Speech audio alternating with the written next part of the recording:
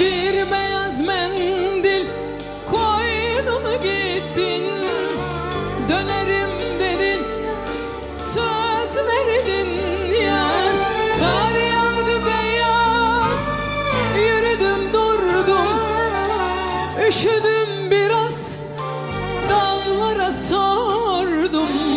Yine geldi yaz, bekledim durdum, dön gel artık yar.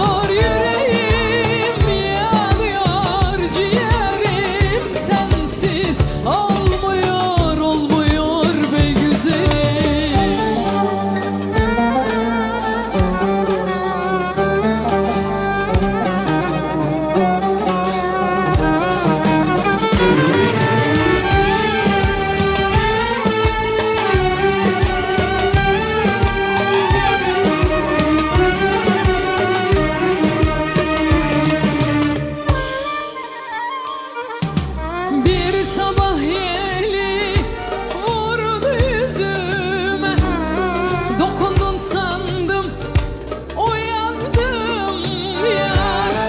İçimi